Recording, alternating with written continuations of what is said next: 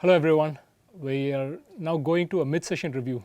We'll go through a quick review of all the slides we have covered so far, touch on important topics and look at the key takeaways so that even if you have missed a lot of the lectures earlier, this one slide will give you a essence of whatever has been discussed. Let's review the content one by one. So I don't really have too much of an agenda. I'm just going to touch on the biggest takeaways you should have by this point. First thing first, right, if you are going to apply directly on a company website for jobs, the chances of your resume being shortlisted is between 0.5 to 2%, between 1 to 2%. It's really small. So just remember that you are at the elimination process when you apply for jobs, but then when you get to the interview stage, you are at a selection process where the chances of getting selected is much higher. It could be between 40 to 50%. I think that's a very good takeaway.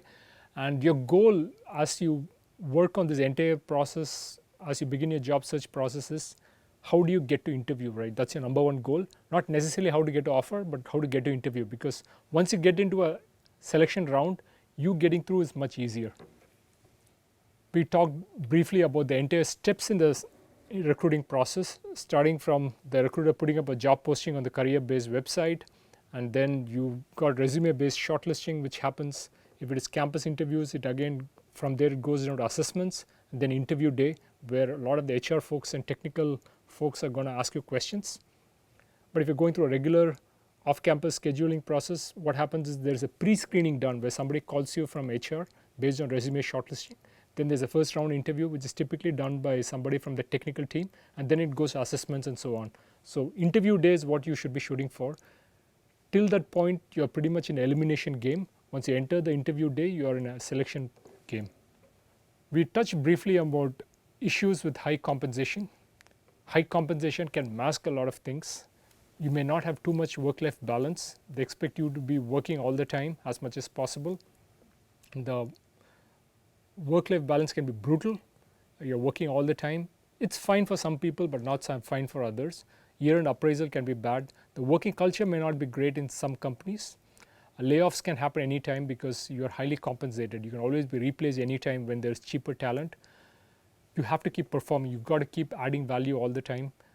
Probability of layoffs increases with compensation. The lesser the compensation, the likelihood of getting laid off is lesser. The highest compensation folks, those folks tend to get easily laid off. So there's always a trade-off between stability and compensation.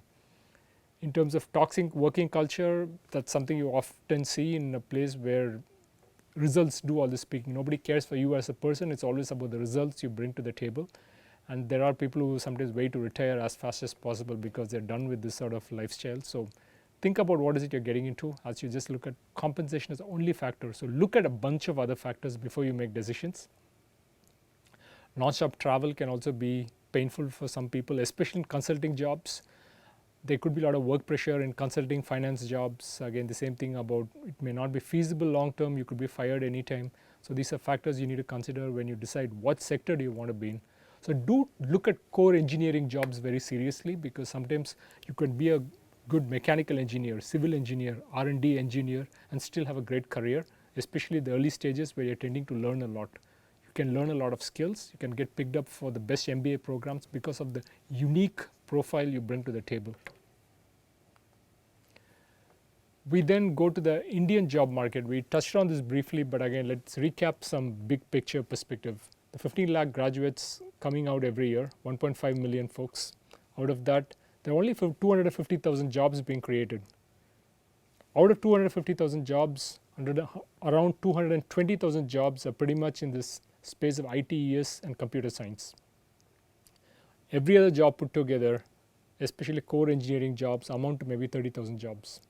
So there is going to be a lot of unemployment in the market. 12.5 lakh people will not be able to find jobs every year. That's just the way the market works.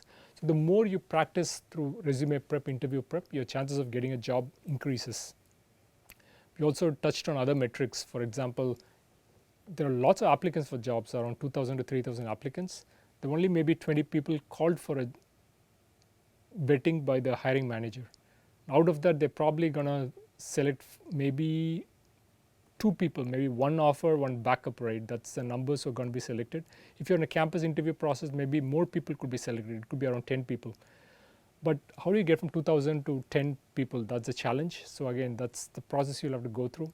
If you're applying on the career website directly, the chances of getting notices around 1 to 2%, maybe 1%. But then if you're doing it through a referral, your chances of getting notices between 25 to 30%. And in the campus recruiting process too, I would say the variation is between 5 to 30%. So if you are from an elite university, your chances of being selected in a campus interview is at least 30%. But then if you are from a not so great university and there is some elite recruiter coming to your campus, maybe your chances are minimal, but it's still above 1%. It's probably going to be somewhere around 5% depending on college. Again, these are all heuristic numbers based on just observation which I've had over time. This is important for you. So we talked about how do you evaluate careers, what factors do you use. We talked about Ikigai. I think it's a great model, but unfortunately it has its own drawbacks. So I would say more of a long-term picture can be seen by using the Dharma model, which is the right intersection of enthusiasm, self-motivated hard work. When I say self-motivated, I'm saying hard work motivated beyond money. Money is not the only factor. Your passion, enthusiasm should shine through. So that's the self-motivated hard work. And then we also talked about impact on the world, which is very important. I think most people today forget that what you do should also have impact not just on yourself, but also on the extended family and the world around you. And if you're able to make a good connection between all these 3 overlapping circles, your career could be fantastic. We talked about the different types of skills and how it plays out in engineering jobs. We talked about technical, business, and people skills. We talked about the fact that engineering jobs are fantastic because you tend to get a lot of cross-functional experience. For example, as an R&D engineer or as a civil engineer, you're talking to people, selling your ideas to customers, you are working with different stakeholders, you're working with the different organizations. For example, R&D folks are working with the finance organization, they're working with the production organization, the quality organization, the marketing organization, after sales and service organization. So you get a lot of cross-functional experience as an R&D engineer. So that's something which is important, especially early in career. You also learn a lot of business skills because some of the skills you will gain this way is something you never gain again in your life. So that unique experience of continuous travel, intense work is something which may not be replicable throughout your life. So if you get that done early in your career, that's fantastic. And you also learn to sell and talk to stakeholders in the right manner if you are a person working in a core engineering job. So what this means is that selling is a most important skill to learn in life. Even in an MBA program, you're always trying to sell something or the other to folks around you.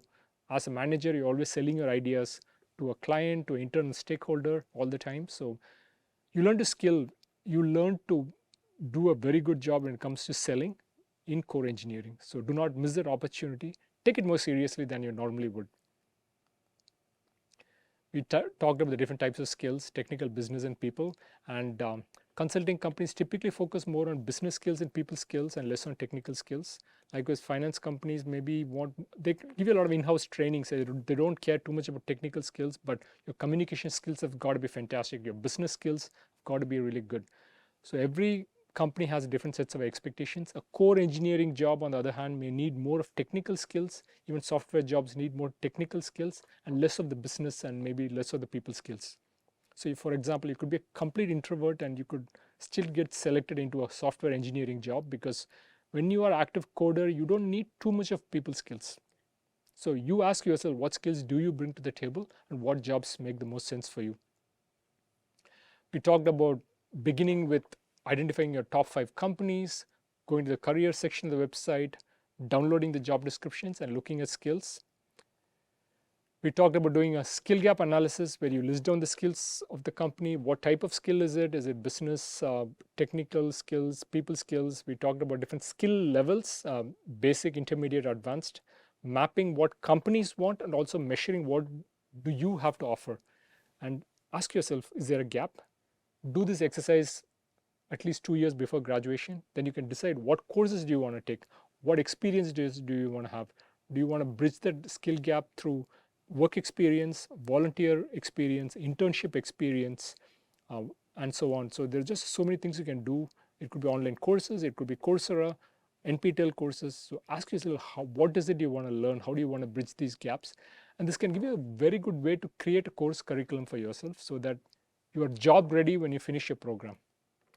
We talked about recruiters having a deluge of applicants, a rain of applicants, around 1,000, again, 1,000, 2,000, 3,000 applicants. They're all there looking for jobs. A recruiter only spends maybe 5 to 7 seconds on a resume, so you want to capture their eyeballs as quickly as possible.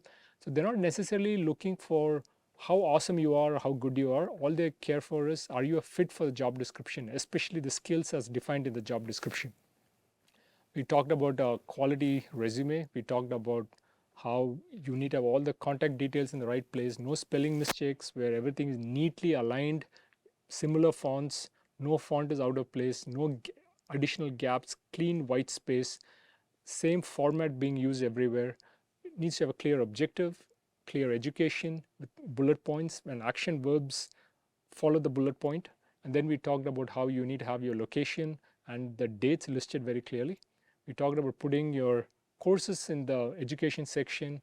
We talked about writing using the STAR format, all your industrial experience, and especially beginning with action verb and always closing by adding some metrics about how you made an impact to the organization, whether it's productivity, efficiency, cost savings, and so on. We talked about how if you do not have industrial experience, you can actually talk about project experience, or even your final year BTech project, BE project, MTech project, ME project. You can list down your experience out there. You can talk about volunteer experience, right? There are a lot of things you can talk about, but it has to link to a metric. It has to link to some skill you learned, something about leadership skills, about team management, about getting work done with people, about collaboration. And these skills are important in multiple companies, or even consulting companies are looking for these skills all the time. So even in a place like McKinsey, you can make a case that it's not just about working in high-fi companies, well-known companies. Even you can work in a small local company. You can work in a position of responsibility in college. You can work as a mess secretary in college. You can work with the local NGO and still gain these skills. We talked about putting the skills and certification at the bottom. We also touched briefly on writing a good LinkedIn networking message. So being polite, basically beginning with a proper full name, adding a proper title like Dr., Mr., whatever, right, to make it a little look more official than it normally would. Because if you're talking to strangers, you got to just be polite as much as possible. Do not call them by first name directly, or don't say hi Shailesh, right? That doesn't look good. It's better to call them by the full name. Introduce who you are. That's very important. Talk about why you're reaching out to them. What work have you done to connect with them? So if you're saying someone that, hey, accept me as your LinkedIn friend, but who are you? Like, why should they accept you? What is the reason for them doing it? Say that you read their posts, you interacted with them, you listened to their videos, if they have a social media presence, or if you have somebody who referred you to them, talk about that name, whoever referred you to them, that common contact. Then ask, what is it you want at the end of the day? If you have a couple of minutes, I want to talk to you, and ask for a meeting and then ask for referral. Don't ask for referral directly. So this can be a great way for you to reach out to folks. And we have seen tremendous success with people who have followed the similar strategy and reached out to people working in industry. We talked about action verbs. We talked about bunch of action verbs which is across leadership, communication. You can optimize your resume based on action verbs. We also talked about making sure that you follow the right way in terms of optimizing your resume and your LinkedIn search process. So I'm not going to go back to these slides, but look through these slides and hopefully you have a good big picture about how everything comes together.